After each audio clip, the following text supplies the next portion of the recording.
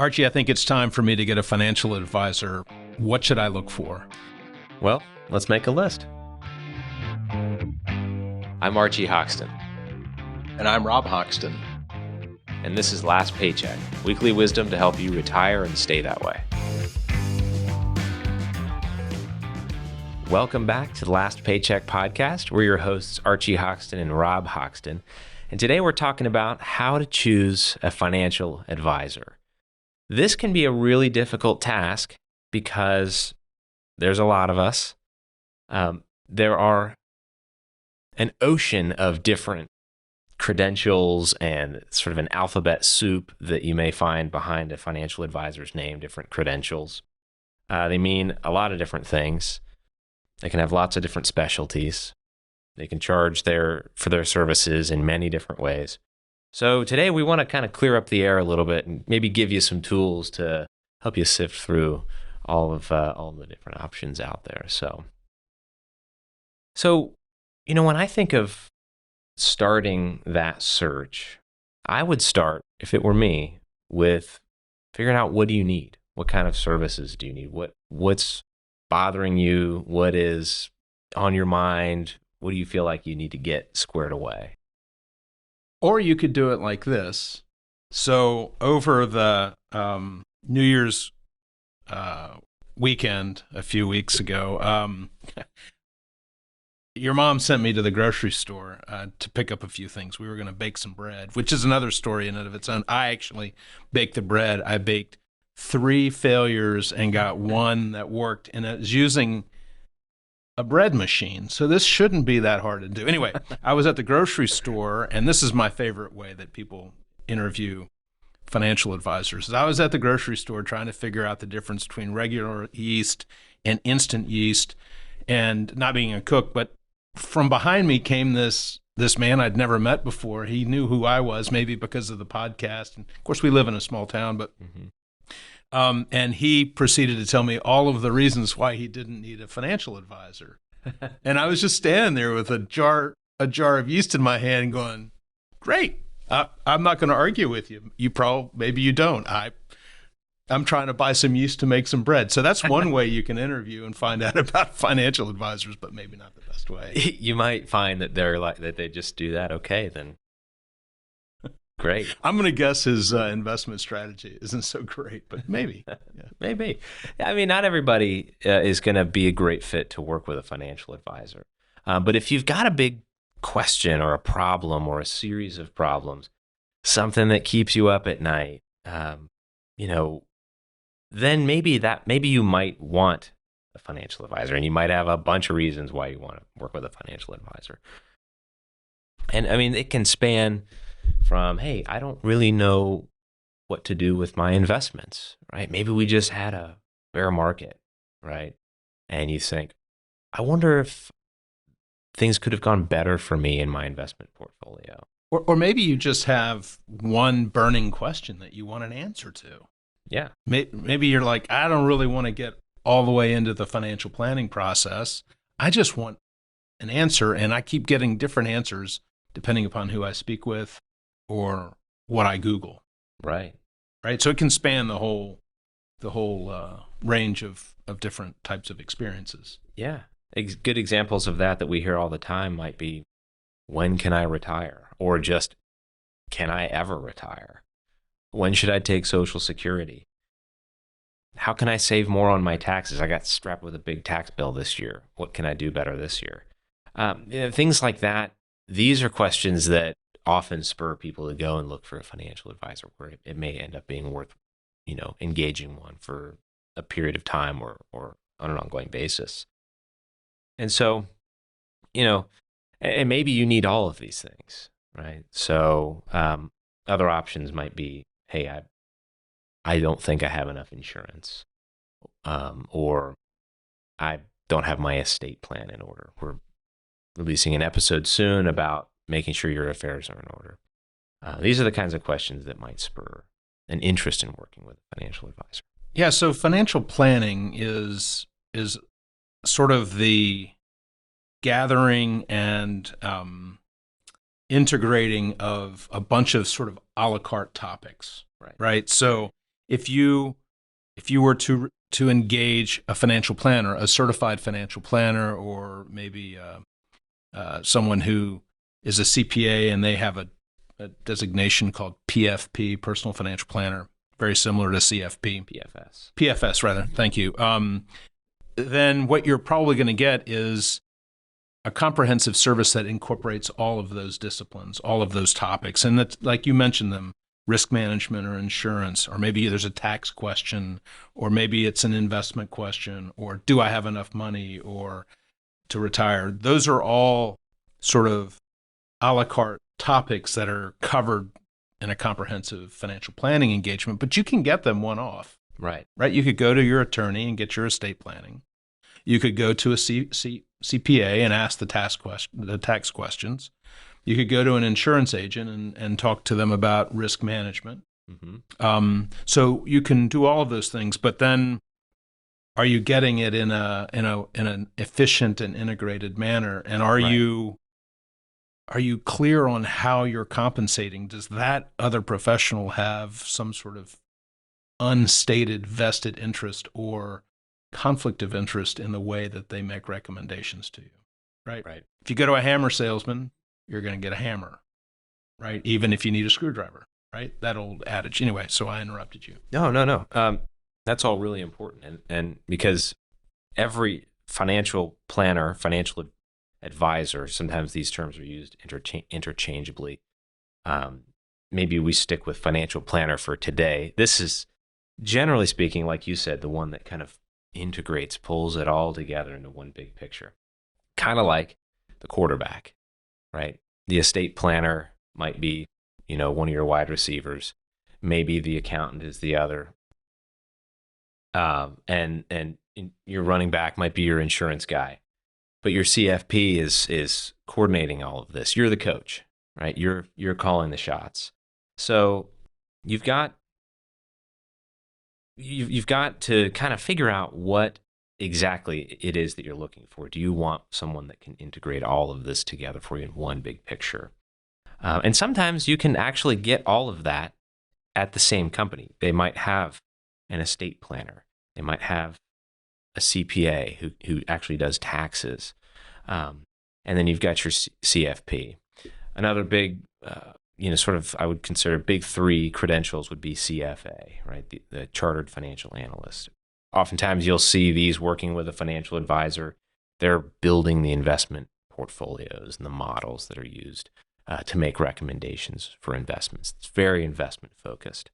So, hey, let's talk a little bit about how. So we know what different types of professionals do, but how are they paid, and why is it important that that our viewers might understand how that works? That's a really good question. So it depends. Everybody does it differently. There are many different models. So let's start. We'll touch on if you're working with someone, for estate planning. They might be. They're an attorney, so they bill like an attorney does most of the time. You can think so hourly or a flat fee. Retainer, yeah, flat fee. A CPA might be the same. They might charge you based on the hours worked. We're not attorneys. We're not CPAs, so we're not as deep into the weeds on how they make money. But when it comes to financial advisors and financial planners, there's generally a few models that you'll see. The old school model, which is still very prevalent today, is commission, right? The financial planning profession really grew out of kind of a sales background when it comes to investment sales, where they're making a commission selling mutual funds, other investment products, or insurance, right? They might make an insurance commission. That's still around today. It's still a pretty prevalent model, but there are other models that are growing and becoming more popular. Probably the next most popular would be the assets under management model.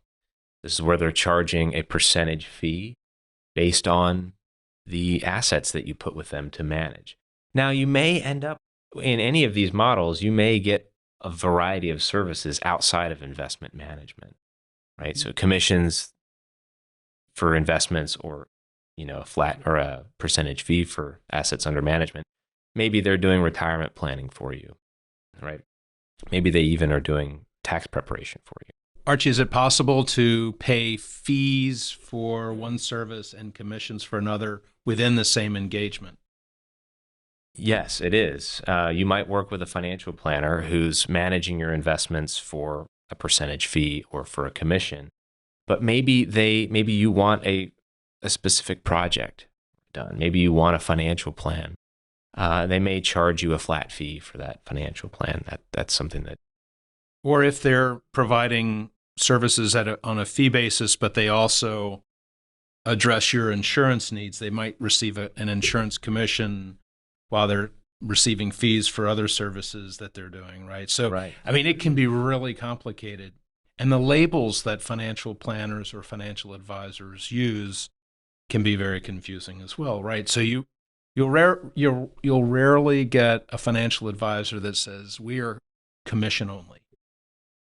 You will get advisors on the other end of the spectrum that will say we are fee only, Right. which means that they receive no compensation from any third party, only from the client. Right. And then you have advisors in the middle, which is probably where most are, where they receive fees for some services, commissions for some services.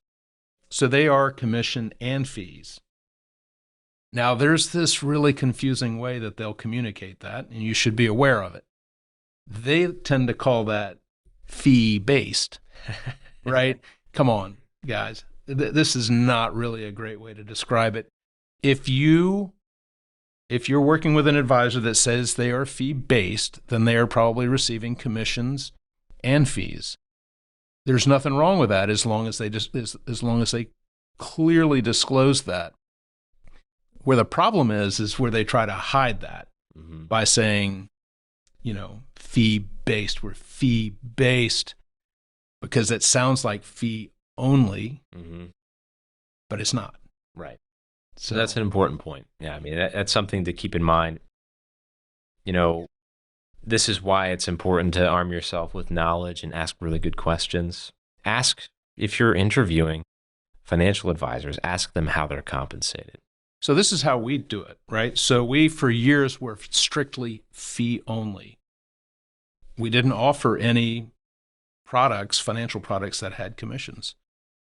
Well, frankly, it's difficult to offer clients some insurance products without receiving at least some commission. So we don't hold ourselves out as being fee only anymore. We do hold ourselves out as fiduciaries. But if you buy long-term care insurance through us, we're going to get paid something for it, but you'll know in advance what that is. Right. We're not ashamed of the fact that we get paid for the experience that we have and the hard work that we do, but you're going to understand how we're paid. Any advisor that doesn't make that clearly, make that point clearly for you, you should be suspicious. Yeah. Yeah, and there's nothing, like you said, there's nothing wrong with, earning something for the work that you're doing. And you'll find that fee only has become very popular, and it's a great fit for a lot of people. If you want more services out of the company that you're working with and you want a more unified approach, maybe you're working with a financial planner and they can offer you, other kinds of services, and maybe they offer have an insurance arm. Maybe they do your taxes too. You'll find that it's very difficult. They won't be able to remain fee only. So it also depends on the kind of experience you want when working with a financial planner. It might be enough to just go and work with someone to manage your investments, do a financial plan for you. Maybe you want more of a unified approach, though.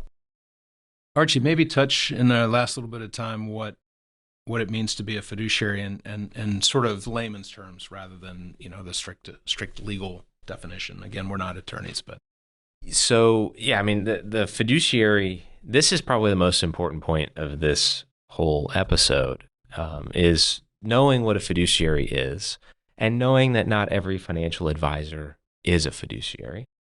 So fiduciary, I'll do a little history. It grew out of trust law. So when someone is managing a trust, they have a responsibility under the prudent investor rule to invest that well and carefully as a third-party prudent person would. When it comes to being a financial advisor and being a fiduciary, you have to act in the best interest of the client, right? And that's not just,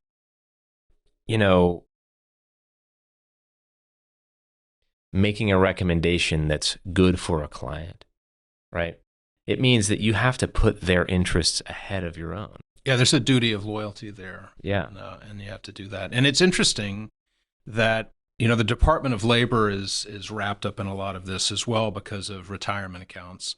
And over the years, it's been possible to be a financial advisor, a financial planner, I'll say financial advisor, and be regulated as a fiduciary in some of the activities that you do for clients, but not a fiduciary in other activities that you do for clients. Now, if you're working with a CFP, a certified financial planner, that can't be the case. There's always that duty, that standard of care of fiduciary for the client. But it's super confusing. And there have been some strides made in recent years, but what you want to make sure is that the advisor that you're working with is required legally to place your interests before his own or before the interests of any other party, including his employer. And if you can't get a clear answer on that, again, that's problematic. That's a red flag for sure. Yeah, so, we hope that this has kind of cleared up the air at least a little bit. It can still be, very murky when looking at different advisors. Some people call themselves advisors. Some people call themselves financial planners, maybe both. Financial consultants. Those terms are fairly superficial. What matters most is that you understand how they're compensated. You've got a fiduciary. Let's leave a list of questions that our listeners or viewers could ask the next time they're interviewing an advisor. Yeah. Let's put that in the notes. We'll put that in the description of the video. So those are the important things, and of course, personal integrity. If you know someone in the community that's been a financial planner, and you got a referral from someone that's a client of theirs, and you have a good sense that they're a person of integrity, that's important too. You can also go to the SEC website and see if they have any complaints lodged against them too. That's true as well. Yeah. So thankfully, there's some public information about that sort of thing. So, well, that's just about it for today. So thanks for tuning in. Remember to like, subscribe, hit the bell for notifications, share with your family and friends, and we'll see you next time. You've been watching Last Paycheck, weekly wisdom to help you retire and stay that way. If you like this show, be sure to hit like and subscribe. Last Paycheck is available anywhere you get your podcasts.